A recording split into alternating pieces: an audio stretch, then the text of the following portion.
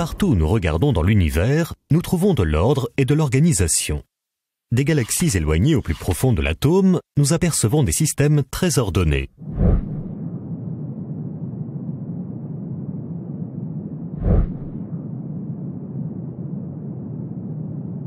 Et d'une manière générale, notre bon sens et notre saine nature reconnaissent que des systèmes ordonnés ne proviennent pas du hasard.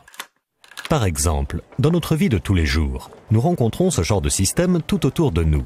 Les systèmes ferroviaires, les systèmes électriques, les systèmes électroniques, les systèmes d'éclairage, ainsi que les systèmes de tuyauterie constituent quelques exemples parmi tant d'autres. L'idée que tous ces systèmes se seraient créés par hasard ne viendrait même pas nous traverser l'esprit.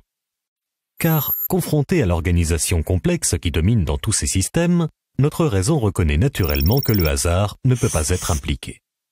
Alors, n'est-il pas raisonnable de penser la même chose d'un système aussi ordonné que l'univers? Prenez un tas de planchettes cas plats par exemple, et lancez-les vers le sol. Pensez-vous pouvoir obtenir par hasard une organisation bien structurée? Alors, n'est-il pas absurde de penser que la matière de l'univers qui s'est éparpillée dans le vide par hasard a pu créer une telle organisation? Ou bien imaginez une reproduction miniature du système solaire dont les planètes seraient représentées par des billes qui tourneraient grâce à un système compliqué d'engrenages et de courroies. Serait-il possible de vous convaincre que cette reproduction s'est créée par hasard? Alors, si on ne peut pas arriver à croire qu'une telle reproduction puisse apparaître par hasard, comment pourrait-on penser que l'original, bien plus complexe, est apparu, lui, par hasard? L'idée que l'univers serait apparu accidentellement n'est-elle donc pas complètement illogique? Car, confronté à l'organisation si majestueuse et à la complexité qui se dégage de l'univers, n'est-il pas irrationnel de penser que tout cela soit apparu par hasard?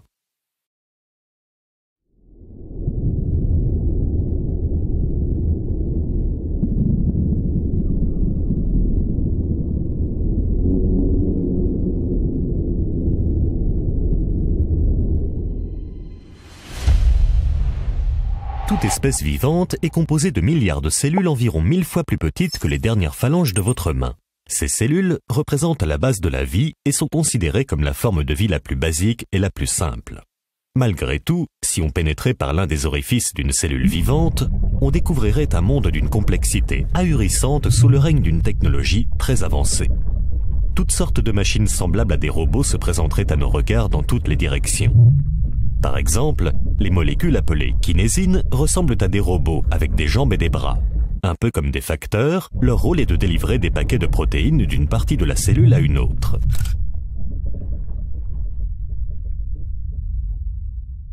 Selon une récente étude, ces molécules seraient plus complexes que n'importe quelle nanotechnologie créée jusqu'à aujourd'hui par l'être humain et se déplaceraient à une vitesse de 8 nanomètres par seconde. Cette vitesse correspond à notre échelle à la vitesse du jet supersonique Thrust qui vient récemment de dépasser le mur du son. Autre exemple, avec l'ATP synthase, un générateur high-tech d'énergie dont le rôle est de fournir l'énergie dont a besoin une cellule vivante pour vivre. Perçu comme l'une des merveilles du monde moléculaire, il s'agit du plus petit moteur rotatif au monde. Il possède de nombreuses parties que nous reconnaissons dans les moteurs modernes. Un rotor, un stator, un arbre de transmission ainsi que d'autres éléments de base d'un moteur. Dernier exemple avec les molécules qu'on appelle les dinéines et dont l'architecture est composée de différentes parties arrangées d'une manière bien déterminée. Leur design est si exceptionnel qu'une représentation imagée de leur structure a été publiée dans un magazine scientifique dédié aux nanotechnologies. Il s'agit là de quelques exemples parmi des milliers de machines moléculaires ultra sophistiquées présentes dans les cellules de notre corps. Est-ce raisonnable alors de penser que toutes ces différentes machines cellulaires d'une très grande complexité qui accomplissent des fonctions intelligentes se soient créées par un simple hasard?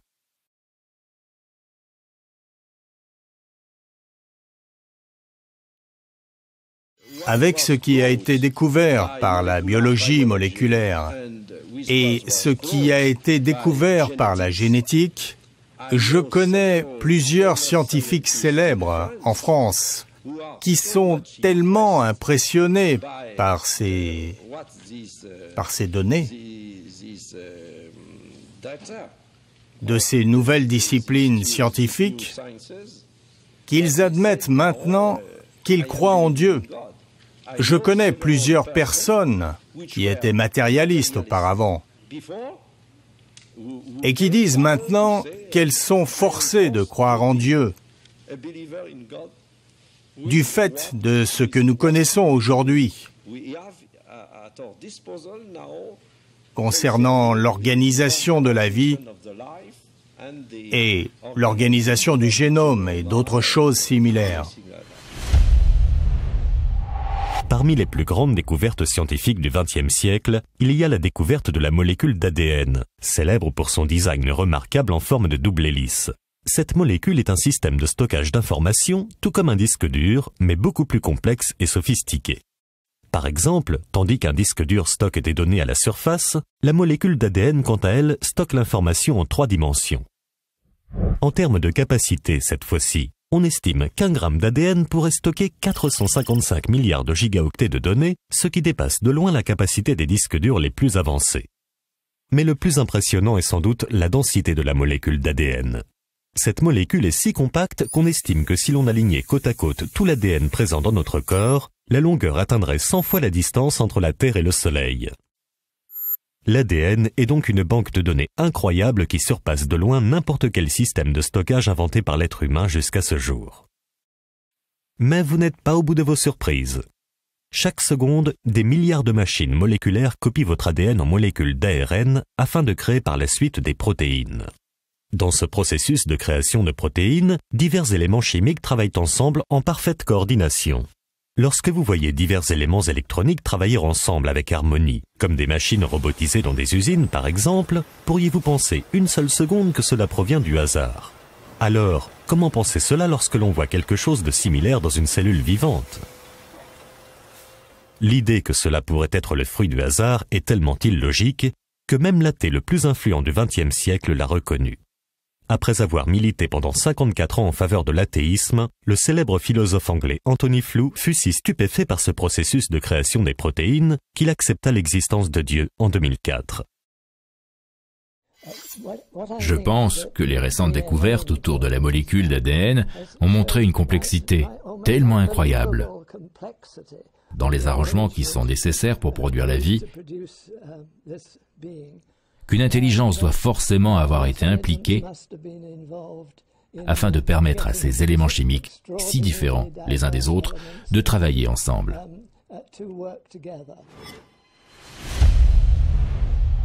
La raison humaine reconnaît de manière innée que toute création suppose l'existence d'un créateur. Notre bon sens et notre saine nature reconnaissent que derrière l'existence d'un design se trouve forcément un designer. Par exemple, lorsque l'on regarde une peinture, on en déduit logiquement l'existence d'un peintre. Lorsque l'on regarde un bâtiment, on en déduit logiquement l'existence d'un architecte. Lorsque l'on regarde une montre, on en déduit logiquement l'existence d'un horloger. Alors, lorsque l'on regarde la création autour de nous, n'est-il pas raisonnable d'en déduire l'existence d'un créateur ?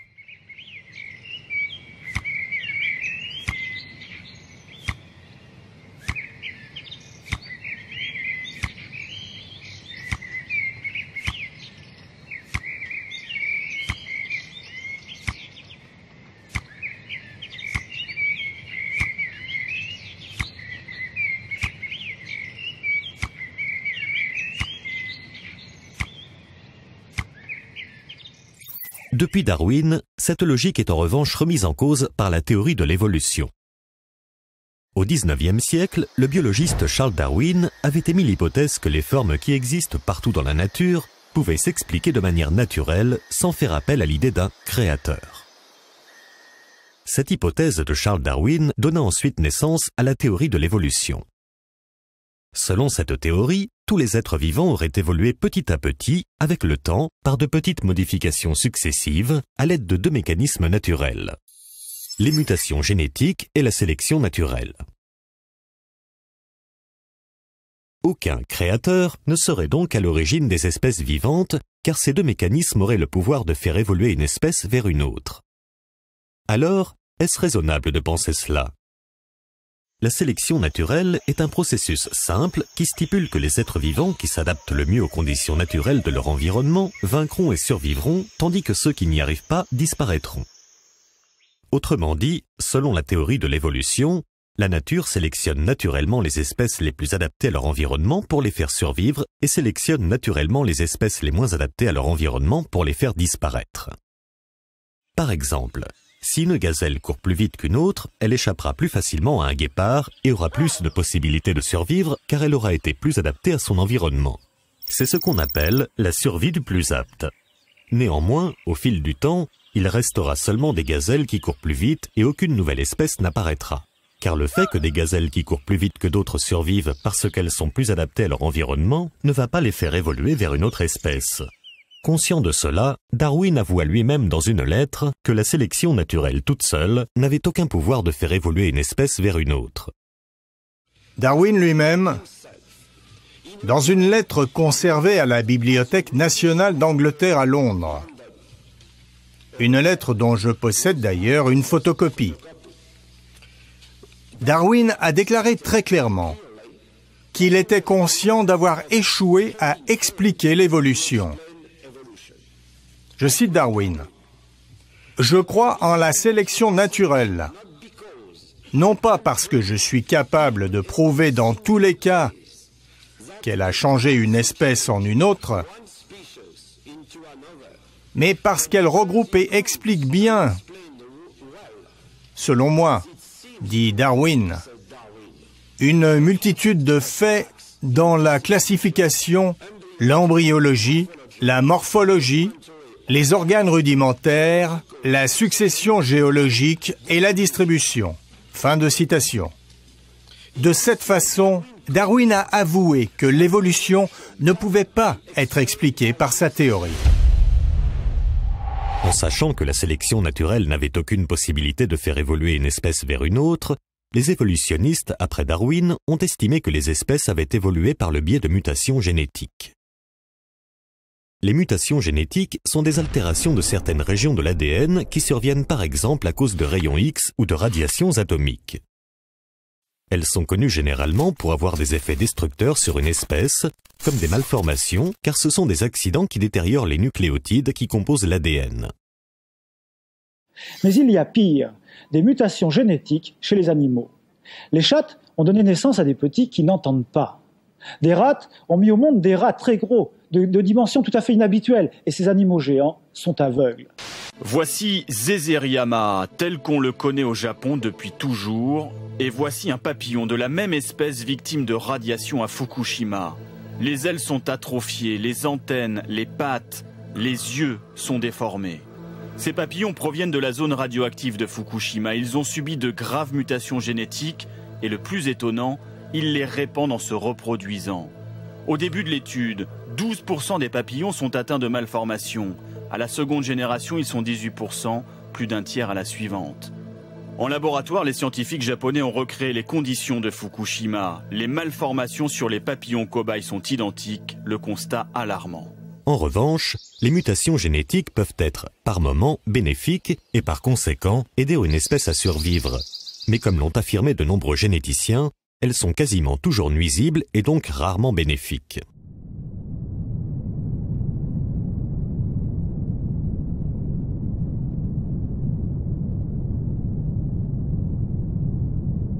En effet, la plupart des mutations produisent des anomalies,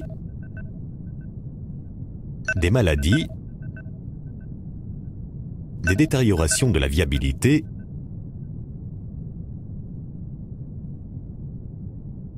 et des monstruosités. Alors, comment pourrait-on penser que des choses connues pour faire dégénérer une espèce peuvent faire évoluer une espèce ? Les mutations génétiques sont aussi définies comme des changements aléatoires qui surviennent dans la structure des gènes. Et dans notre vie de tous les jours, nous reconnaissons naturellement qu'un changement aléatoire dans une structure ordonnée ne peut pas avoir un effet positif. Par exemple, si un changement aléatoire survenait dans un bâtiment suite à un tremblement de terre, y aurait-il une amélioration ou une évolution dans la structure du bâtiment ? Alors, comment un esprit rationnel pourrait-il penser que des changements aléatoires comme les mutations génétiques auraient pu être la cause de l'évolution des espèces ? Dans un célèbre manuel scolaire de biologie, il est d'ailleurs dit, au sujet des mutations génétiques, un changement aléatoire n'est pas susceptible d'améliorer le génome, pas plus que tirer une balle aveuglément sur le capot d'une voiture n'est susceptible d'améliorer les performances du moteur. J'ai, dans la guerre, traité le conte de fées de grandes personnes. Oui. Pour grandes personnes, ces théories de Lamarck et de Darwin. Certains lecteurs ont été choqués par cette expression. J'avoue que je la maintiens. Oui. Et quand je vois encore des gens sérieux croire que vraiment des ailes vont pousser aux animaux parce qu'ils avaient besoin ou parce qu'ils avaient envie de voler, ou alors même la théorie de Darwin, de penser que les amibes sont devenus l'Académie française, comme dit Bernard Schoch, Bernard Schoch, une mare d'amibes est devenue l'Institut.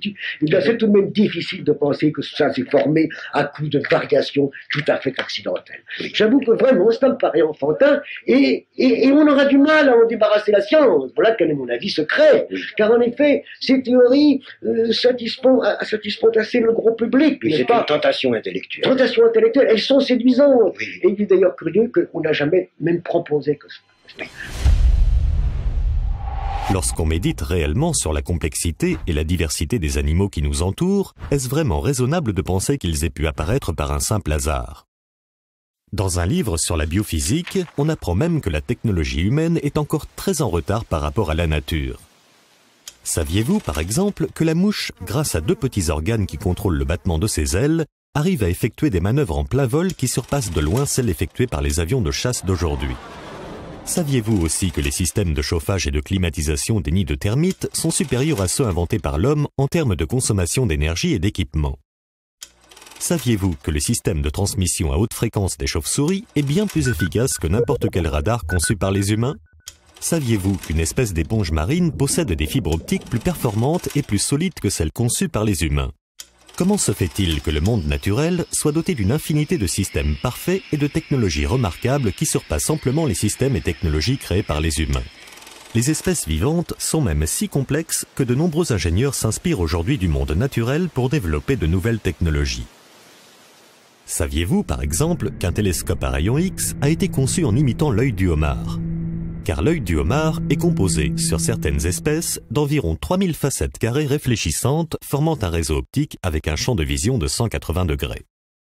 Par conséquent, le homard a la capacité de voir les images autour de lui sans que son œil tourne. Saviez-vous que des robots waterproof, utilisés dans des opérations de sauvetage, ont été créés en imitant un poisson tropical appelé le poisson-couteau? Car le poisson-couteau est connu pour sa manœuvrabilité hors du commun et une agilité digne d'un vrai acrobate. Avec sa nageoire tout en longueur, il arrive à se déplacer dans toutes les directions, aussi bien en avant qu'en arrière, ainsi qu'à la verticale, quasiment instantanément. Saviez-vous que l'avant d'un TGV japonais a été conçu en imitant le bec de l'oiseau martin-pêcheur? Car le bec du martin-pêcheur a une forme idéale pour une transition fluide de l'air à l'eau. Ce changement de pression de l'air à l'eau est similaire à celui qu'un train expérimente lorsqu'il quitte un tunnel.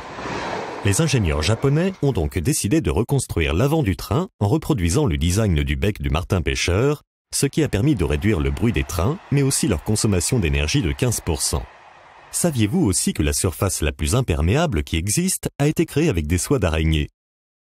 Et qu'une nouvelle technologie d'affichage a été créée en s'inspirant du système de réfléchissement de la lumière présent dans les ailes de certains papillons? N'y a-t-il donc pas dans la nature tant d'exemples qui devraient nous amener à réfléchir et à nous demander, est-ce raisonnable de penser que tout ceci soit le fruit de simples accidents? Et si on parle ici seulement du monde animal, alors, que dire de l'être humain et de son cerveau? Saviez-vous que le cerveau humain est plus complexe que n'importe quel ordinateur que nous avons créé? On nous présente, et on a bien raison de nous présenter par exemple le LEM, vous savez, qui arrive sur la Lune avec un ordinateur qui lui permet de calculer la distance qu'il sépare de la surface de la Lune, grâce auquel il va ralentir sa vitesse petit à petit jusqu'à ce qu'il arrive à la surface du sol lunaire en faisant quasiment du surplace, n'est-ce pas? Il y a donc un ordinateur qui règle la vitesse et un système de freinage. Il y a aussi un système directionnel, parce que si l'objectif qui est visé ici, si le LEM s'en écarte, il va y avoir des petites fusées latérales qui vont rétablir le mouvement. C'est une merveille. Mais nous qui faisons ça, Nous avons à notre disposition cet ordinateur qui nous permet de régler la vitesse pour nous arrêter juste au but, qui nous permet de régler la direction pour ne pas nous écarter de la direction. Et ça, c'est un geste extrêmement simple. Mais nous faisons des choses terriblement compliquées à chaque instant et qui changent tout le temps. La complexité du cerveau et de certains membres du corps humain constitue sans doute l'une des objections les plus sérieuses à la théorie de l'évolution. Si sérieuse que même le cofondateur lui-même de la théorie de l'évolution le reconnaît. Son nom, Alfred Russel Wallace, le cofondateur de la théorie de l'évolution avec Darwin. 10 ans après la publication de l'origine des espèces, Alfred Russel Wallace déclara dans l'un des plus célèbres journaux anglais « Ni la sélection naturelle, ni la théorie générale de l'évolution ne permettent d'expliquer quoi que ce soit sur l'origine de la vie sensationnelle et consciente. » Mais on peut même aller plus loin et affirmer qu'il existe des caractéristiques purement physiques de la race humaine qui ne peuvent pas être expliquées par le biais de la théorie de l'évolution et la survie du plus apte. Le cerveau, les organes de la parole, la main et la forme extérieure de l'homme nous offrent des difficultés particulières à cet égard sur lesquelles nous allons brièvement attirer l'attention. Si l'on médite simplement sur la complexité de notre cerveau, qui dépasse de loin toute technologie jamais créée par l'être humain, est-ce raisonnable de penser qu'il soit apparu par hasard ?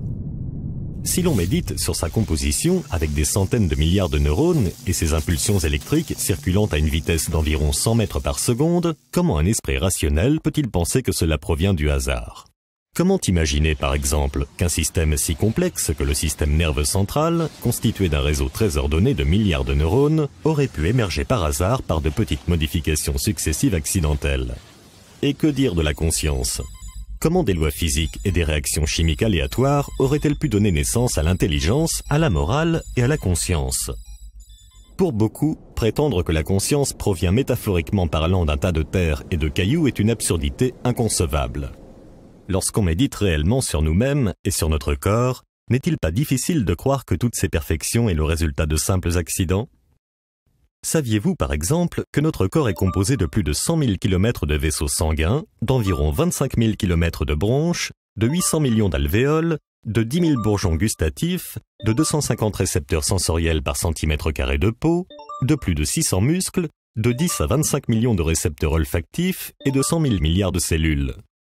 Alors, comment un esprit sain peut-il croire qu'un organisme si sophistiqué soit le résultat de causes accidentelles ?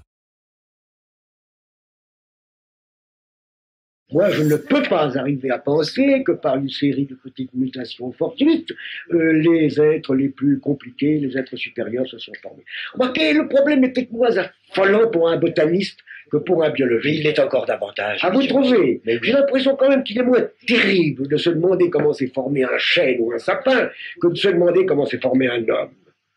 Oui, peut-être. Tout de même. Le malheur, c'est que nous n'étions pas là, n'est-ce pas ? Voilà, c'est ça. Mais justement, ça m'intéresse beaucoup de prendre contact avec un botaniste. Est-ce que pour lui, le problème est aussi angoissant ? Le problème est aussi angoissant. Le problème est aussi angoissant, mais peut-être est-ce plus spéculatif, plus théorique quand même. Tout de même, vous avez les formes supérieures des végétaux, oui. Mais vous n'avez pas ce terrible, je pense ce mot terrible, ce terrible aboutissement du cerveau humain et de la pensée, n'est-ce pas ? Oui, bien sûr. C'est le problème plus dramatique. Oui.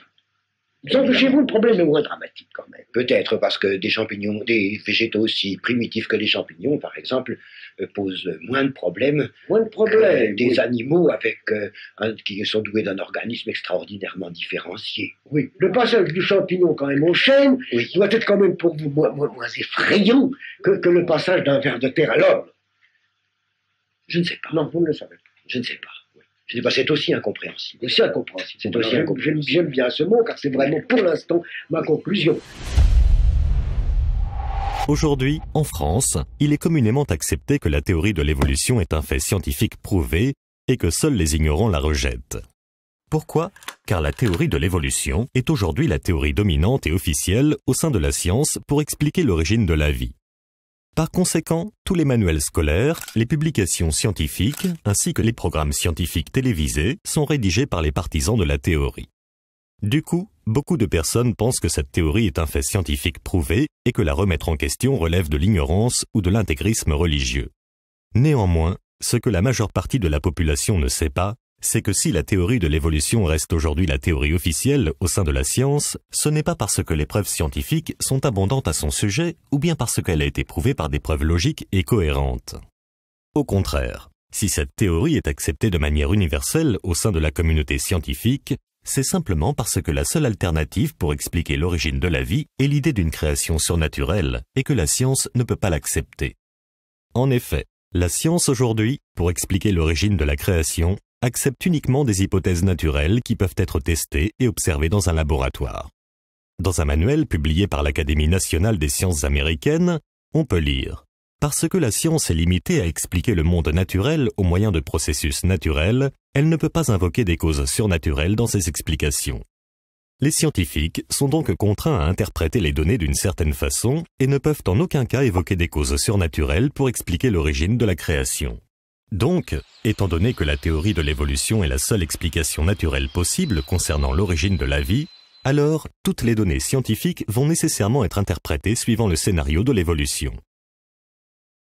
Prenons un exemple avec les similitudes physiques entre l'être humain et le singe. Étant donné que les scientifiques n'ont pas d'autre choix que d'interpréter ces similitudes en utilisant la théorie de l'évolution, ils interprètent ces ressemblances physiques en disant que nous descendons du singe. Néanmoins, il existe une autre interprétation tout aussi acceptable, voire même beaucoup plus logique selon certains, qui est de dire qu'il existe un créateur commun. Prenons par exemple une Porsche 356 et le premier modèle de la voiture coccinelle de Volkswagen. Elles ont toutes les deux un moteur à 4 cylindres, une suspension indépendante, 2 portes, un coffre à l'avant et beaucoup d'autres similitudes. Alors, pourquoi ces deux voitures ont-elles tant de similitudes? Parce qu'elles avaient le même créateur, qui était l'ingénieur automobile Ferdinand Porsche. Alors, si un constructeur automobile utilise couramment les mêmes parties dans des voitures différentes, pourquoi être surpris si le créateur de la vie a utilisé la même biochimie et les mêmes structures dans de nombreuses créatures différentes? Donc, lorsqu'on voit des similitudes entre les êtres vivants, et notamment entre l'homme et le singe, pourquoi cela impliquerait-il forcément une descendance commune et pas un créateur commun? La réponse, encore une fois, est simplement que les scientifiques sont contraints d'interpréter les données scientifiques selon la théorie de l'évolution. Du coup, les données scientifiques vont nécessairement toujours prouver d'une façon ou d'une autre la théorie de l'évolution, raison de plus pour laquelle beaucoup de gens pensent que cette théorie a été scientifiquement prouvée. Les données scientifiques ne réfutent donc pas l'hypothèse d'un créateur, mais c'est uniquement l'interprétation qu'on fait de ces données scientifiques qui semble contredire l'idée d'un créateur. Et si une création divine n'est jamais mentionnée comme explication possible de l'origine de la vie, c'est simplement parce qu'elle n'est pas naturelle et non pas parce qu'elle est fausse. Le scientifique Scott Todd confirme cela dans l'un des plus prestigieux magazines scientifiques. Même si toutes les données pointent vers un designer intelligent, une telle hypothèse est exclue de la science car elle n'est pas naturelle. L'hypothèse d'une création divine est donc automatiquement exclue de la science, même s'il s'agit de la meilleure explication, tout simplement parce que cette hypothèse n'est pas naturelle. C'est malheureux à dire, mais la science, de nos jours, pour expliquer l'origine de la vie, cesse donc d'être à la recherche de la vérité, car elle est devenue esclave de la doctrine du naturalisme et du matérialisme. En résumé, si la théorie de l'évolution reste aujourd'hui la théorie officielle au sein de la science, c'est uniquement parce que c'est la seule explication naturelle possible concernant l'origine de la vie et non pas parce qu'elle a été prouvée scientifiquement. Et pour preuve, nous allons voir que cette théorie est loin d'avoir été prouvée scientifiquement. Et vous n'êtes pas au bout de vos surprises.